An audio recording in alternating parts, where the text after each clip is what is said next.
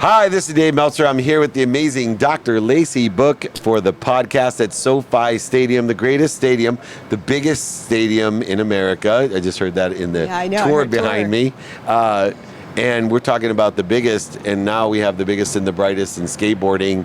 Two-time X Game champion, the Maloof Cup champion, a good friend of mine, a grand champion of skateboard and entrepreneurship, Greg Lutzka. Welcome to the podcast, my brother. Awesome. Thank you for having me, David. Well, I had to have you here with Lacey because she always has a different look at things, a different perspective, and it really expands my mind. And I want to bring all the cool individuals that I know, not just to meet her for business development and friendship, but really to get a different perspective. So I want to talk about limitation of self-image, because skateboarding to me presses your own belief in what you can do. Correct. Because there's serious physical, as Lacey and I have experienced from skateboarding, physical damage that occurs with just learning, but let alone when you get to the highest level like you, Tony Hawk, Rob Dyrdek, and many others, Penny, all the guys that you grew up with. How do you perceive self-image? Like, I'm sure you're scared when you're trying, even when you're the world champion, you're constantly trying something new.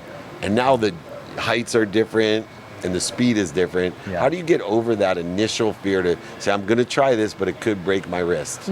I think one of the things in skateboarding I've always done is just wanted to keep progressing, right? And I started I grew up in a skate park, right? So I started on smaller obstacles and kind of grew into skating into street spots and skating actual stairs and rails. Started on a 6 stair, go up to a 12, all the way up to where I frontside flip 17 stairs, you know? So I don't think you ever get to a point where it's the fear goes away, especially when you're skating big stuff, you know? Look 17 I know. Look back there. What are we doing? So I don't think it ever goes away. And you know, when I was younger, David, there was points where I never got hurt that bad. And you know, I think when I moved to California and I was filming the Almost Round 3 video part, I had my first real injury, and I separated my collarbone, and I still to this day it kind of still hurts. You can see kind of the point where it kind of pops up. I think after that, my mind started kind of understand I can actually really get hurt doing this, because for the longest time I didn't have any serious injuries. A little rolled ankle and back skating a week later, but when your arm is down to your knee and coming back up, so I was in a sling for 6 months, and then mentally to get back on that skateboard 6 months, 8 months later and doing the stuff I was doing, that was a whole nother mind shift. And it's crazy how powerful the mind is, because the mind tells the body what to do. And at that point I was having a hard time being able to get my mind to overcome that fear. So it took some time, you know, and to this day, you know, I try to not think about some of the bigger injuries I've had in my career, but I don't think you ever get over that initial jumping down that 15-stair handrail and going after it for the first time. Guys like myself or Jeff Raleigh, he always had a cat on the bottom of his skateboard, and they use almost the cat maneuver, it's called. And you know, if you take a cat and you drop it down a set of stairs, it figures its way out down, you know? And I guess that is one of the things that skateboarders do, is they're almost like cats. And when you get on that rail and you miss the board, how do you use your feet to jump on the rail to not fall down the middle of the stairs, right? So I use the cat maneuver, and it doesn't always work, you know? So skateboarding is one of those things. But I guess Same with business. That's the thing that I can most relate it to is as a cat, you know? And it's interesting because I'm listening to you talk, and what I realize is that fear is really an illusion that our egos create, that it's creating a safety mechanism, right? So you hurt yourself once before, and then your mind elicits a fear to try to protect you from this potential future harm that you don't even know is going to happen. Correct. Right? And I imagine physically, I hurt myself a lot on skateboards. I'm horrible, but I'd always try and get back up again and do it. And so I was just thinking, that's in business and in life. Correct. You fall down so much. What was the thing for you that kept you getting back up?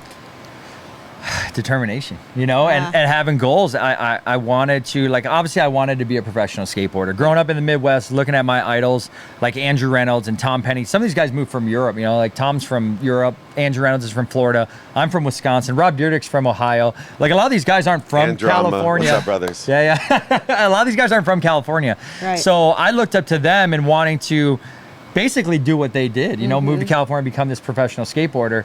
And I think along the way, I just learned to have that constant, keep going. And skateboarding has taught me that, as you mentioned, falling down, getting back up, and just having that like nonstop like commitment of wanting to do it. I guess for me was the rolling away part, like landing the trick, rolling away, and having that smile on your face, like you conquered that trick that you wanted to do.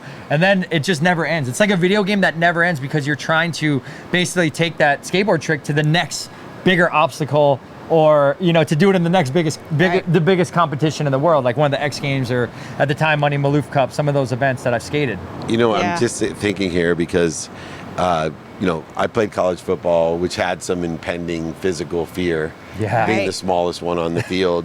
But in business, your body has limitations, right? That shoulder is only going to get so much better. Yeah. And the interesting thing in business, because I've lost everything, as you know, and Lacey sure does as well, is like my mindset, it was different than when I had fear of getting hurt or I got hurt playing sports. It was like, I lost everything, but there's so much of it out there. Yeah. Correct. Like it's not like you literally could end your career if a knee goes in football. And it's, I mean, look at all these guys, how many career-ending injuries. Tiger Woods could still be the best golfer, in my opinion. If he didn't have physical injuries, Tiger Woods most likely would be the best golfer in the world still. Yeah. Correct. And yet, that's a limitation. But if Tiger Woods lost all his money, cancel. But if he did, like, I guarantee his mindset would be, well, there's plenty more money. Like, it's been hard to be a golfer. So for you, how does money now, because you have made a shitload of money and you've also lost money. Correct. Like most entrepreneurs and business owners. So what's the mindset different compared to like physical pain with the ego pain of like I remember when I lost everything, I told my wife, I'm never buying another house. And she's like, yeah, right. But that was my initial reaction because my ego was saying, that really hurt. Like you're in a rented house with rented furniture and one car. I don't want to own a house anymore. We're never doing that again. Exactly. Right? We're not putting ourselves in that potential position to be hurt again. So I'd love your perspective on the loss of money compared to physical for me, loss. like, knock on wood, I've been pretty good on a lot my investments. Thank God. You're better than me. But I've also got involved with crypto. That I lost on. I did lose some money on crypto. What I did was I started looking at like Chet Thomas, who was a bit older than me, and he's lost money on some of his investments, right? Sure. So I would get these opportunities to invest into certain things. One of them was Sessions West Coast Deli, right? I would send him, he's older than me, he's lost some money. I would send him over the agreements and have him look at it. And I kind of followed suit because he's a bit older, he knows Paid business. some dummy tax. And he ended up investing in Sessions, and then I was like, well, if Chet's doing it, I'm doing it too. So I kind of followed his lead. There was another opportunity I had that I did not invest into, and it was the nightclub in Newport Beach, and it was called Sutra, but there's a new one called Time. Warren Moon, my partner, went Sutra with Tony Gonzalez. So Time nightclub, the new one. I had an opportunity to invest in the Triangle. I had an opportunity to invest, and I sent that to Chet Thomas. He goes, I don't think I'm going to do this one. I said, me neither. Good choice. There's a reason that Tony and Warren sold. So I think what I've done is, I've worked with other people and I've taken advice from people that are older than me on some investments, obviously. And then I try to do things myself. Well, I'm going to manage this crypto. I'm going to buy this, or I'm going to buy these stocks. And I lost. I lost my ass on it. I really did, because I didn't know when to sell because my ego got to, it's going to go bigger. It's going to go bigger. Elon Musk is going on the Saturday Night Live and, and it's going to go crazy. It just tanks, and I'm not just Dogecoin, but other cryptos. So, what I did is, I took my account with what I had with some of my stocks and, put it into other things like S&P 500, where it's a little bit more risk tolerance. I'm not long term, or you can hire a management company that would take a 1%. Just like little things like that. So I think, losing money, that it was terrible, but I learned my lesson quick to try not to lose more money and try to be smarter about, okay, maybe I don't want to invest into a nightclub because Chet's kind of gave me advice is like, those things kind of fail, dude. And they're like, I don't know, man. I'm not doing it. Okay, I'm not doing it either. And not let my ego get a hold of me thinking, no, this is the best idea. The owner's telling me that this is going to be a great investment, But that's a really powerful lesson, because actually what I'm hearing you say is the thing that you excelled at and you were passionate about and you're really good at, which was skateboarding, you actually competed with yourself and you taught yourself, and it was like a video game where you're like, I'm going to do more, I'm going to do a better trick. But the things that you weren't so good at, you had a mentor. You found somebody that you trusted and took their advice, and that's what made you have the sustainability in finance, right? And I think so many of us, we're good at one one thing over here, Yep. and our ego gets to us and said, well, we could be good at everything, right? I'm going to manage it myself. I can do it. Look what I did over here. Yeah. And that often impacts our ability to win. It does. And we need to be able to recognize, when do I find that person that I value and will follow and listen to, and not let my ego guide me, right? You know, and as I got older, you know, as a kid, I was always looking up to Jamie Thomas, Chad Muska, Andrew Reynolds, these kind of skateboarders. And then as I got older, you know, I was looking into more business guys that were in the skateboard world, like Chet Thomas, Yeah. Rodney Mullen, these Rob kind of guys. Dyrdek. Rob Dyrdek is another one. And seeing how he built his career in skateboarding and how he took into business. And I wanted to do something very similar. Yeah. And then also, like, I love real estate, and I've you know, had good success in real estate. And I'm actually looking at buying an apartment complex right now at the Nice. moment. And I started investing young. And that was because the simple fact of I bought a property in Mission, my second home was in Mission Viejo. And the neighbor was like, well, do you have any investments? I go, well, not really at the time. I think I was 22 years old. He said, well, you should start buying these condos in Arizona. And I go, really? And he goes, yeah, I can hook you up with my realtor. And back then, these condos were like 60 grand, 50, 60 grand Yeah. in That's a Arizona. killer deal. They were. So he got me hooked up, and now they're 3 times worth Yeah. what they were back Sure. then. But without meeting, that's the power of networking too, is Right. without meeting that person, without meeting Ben, I would have never even thought about buying rental properties. And then it was kind of funny because then my house that I'm in now, my neighbor across the street there, he got me into investing into storage. Which I would have never gotten into storage, I you love know? investing in storage. So you know, and then Matt, Parking. and then how I got into Sessions West Coast Deli, investing into, you know, we have 7 I'm part of 4 locations, but they have 6 locations total. Orange County. In Orange County, Sessions West Coast Deli. And I just But he's a went, fan of Ike's too. and I'm a Yeah, fan yeah. of Ike's, yes. We love Ike's. I am a fan of Ike's. And you know how that started was one of my good friends, Robbie Crawford, introduced me to Matt, the owner in Huntington Beach, and we'd go there and eat sandwiches. And I'd help promote the sandwiches on social media just because I love the sandwiches. I would post and he's like, dude, we're thinking about opening up, you know, bringing in some investors and opening up some more locations. Would you want to be involved? That's where I asked Chet, I go, hey, I got this opportunity. Check out this opportunity. He's like, I love it. I'm going to go in. And then I went I gotta in, talk to you Chet, know? bro. Yeah, I like Chet already. I want to meet Chad. Make some chit with So- Chet, my new video. So Chet Thomas was the owner of Dark Star Skateboards that I rode for 15 years. He helped start Tech Deck, the little fingerboards. Yeah. Oh.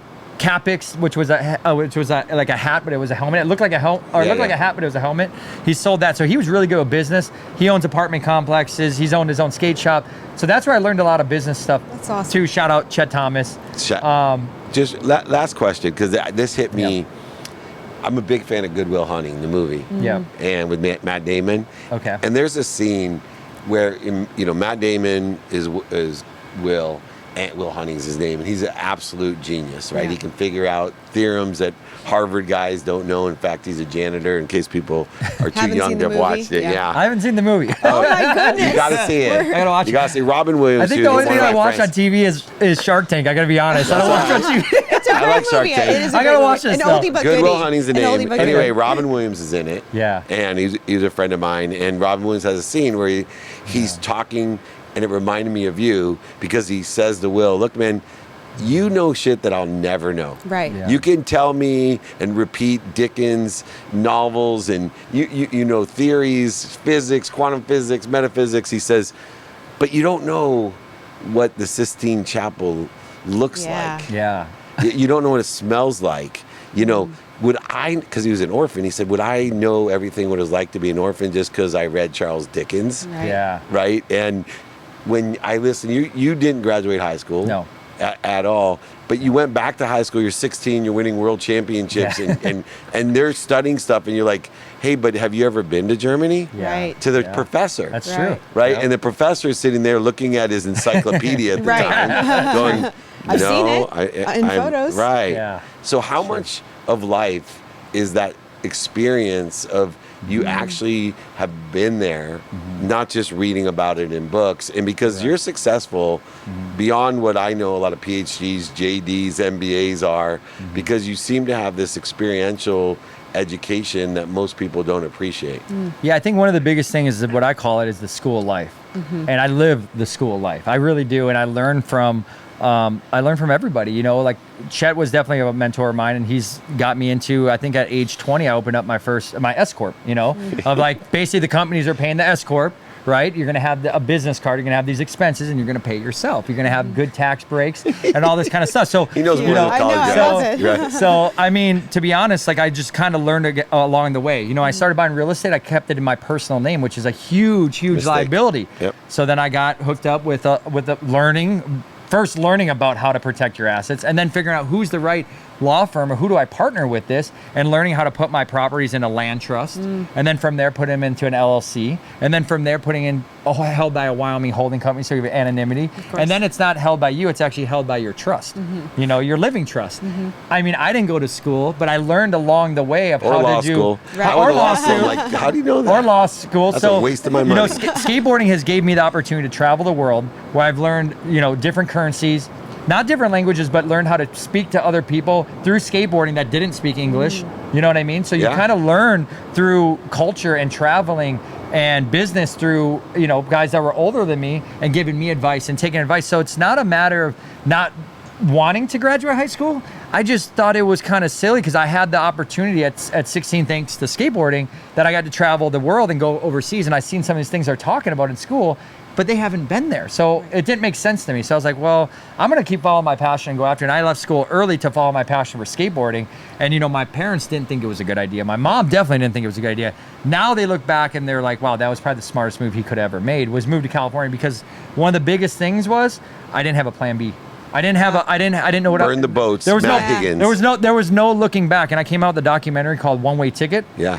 that won a Best Action Sports Film award Newport at the Beach. Newport Beach Film Festival, and we sold out the movie theater, and it was a one-way ticket. I moved to California, I never looked back, and not a plan B, and I just kept going and turned into this crazy entrepreneur mindset. But the skateboarding is what kind of drove that, because skateboarding always gave me the mindset never to give up and keep having goals and keep wanting to progress and succeed. And then as I got older, I wanted to do it in other aspects of my life. And that's where like creating the Lutzka's Garage online motorcycle business, I got sponsored by Harley Davidson, started creating my own signature products in that world. And then starting to invest with real estate and all these other things. And then that mindset just kept going. And now I have my own TV show on Fuel TV, which we're filming a second season, called Next Gen Skateboarding. That's all about bringing up the next generation of skateboarders. I'm working on a video game right now. I'm working on a book right now.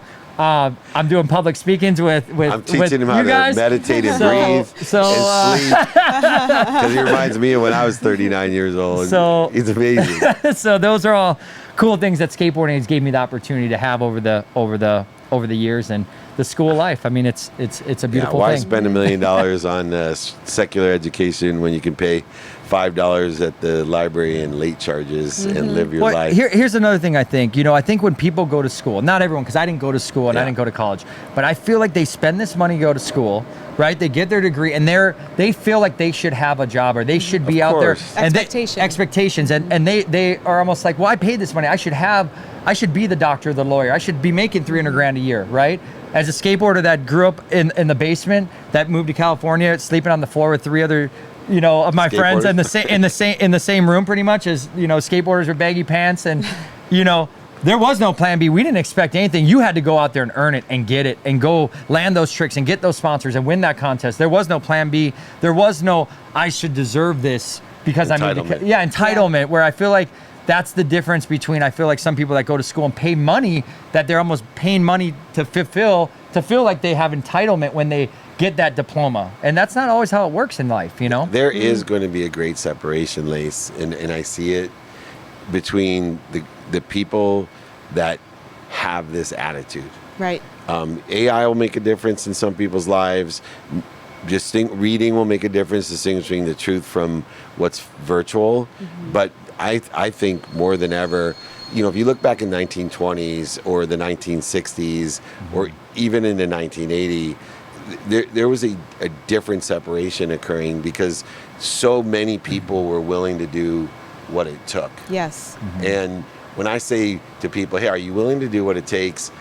You know when someone is willing to do what it takes. I coach extraordinary people, and my biggest challenge is to getting them to do what it takes.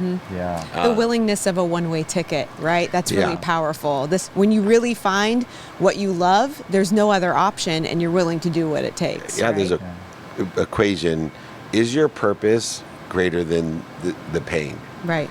And only when people see that my purpose is great, the pain means nothing. That shoulder Right. injury, Yeah. when your purpose is greater than the pain, where other people, that was it, man. I got hurt. I'm not ever going to get on another skateboard again. Right. The first time they fall on a snowboard, a skateboard, pole vault. I've seen it in sports especially, but I see it in business too. Yep. Or in interviewing, right? Oh, well, I didn't get the part.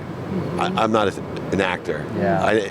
I've never met one actor that's a quitter. Yeah, that's the biggest thing too, is always to have that determination. Yep. And skateboarding is that. Like, you sometimes don't get to ride for the sponsors you want to ride for, and you get turned down from some of these companies. But there's always another company out there that will work with you, but you can't give up. Like, if you can't get the Oakley, there's other sunglass companies out there. You know what I mean? And I think a lot of people get defeated. Like, I can't get on the team. Well, what I love about your speaking career is I remember when I started mine, and people were like, well, no, we really don't have a spot for you. Yeah. And now it's like, hey, can you discount?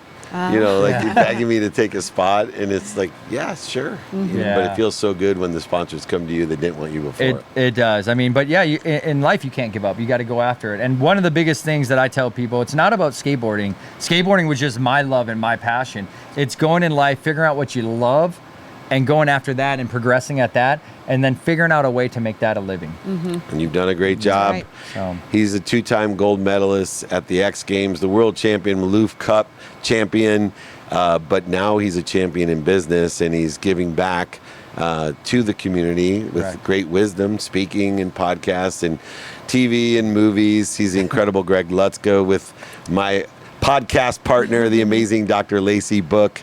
Thank you both so much. It's apropos we're here at the greatest stadium ever built with the greatest people ever to be here. And Mick Jagger was here a couple days ago, so that's saying a lot. Thanks for joining me, brother. thank you. Thank you, Lacey. Thank Thank you. you. Awesome.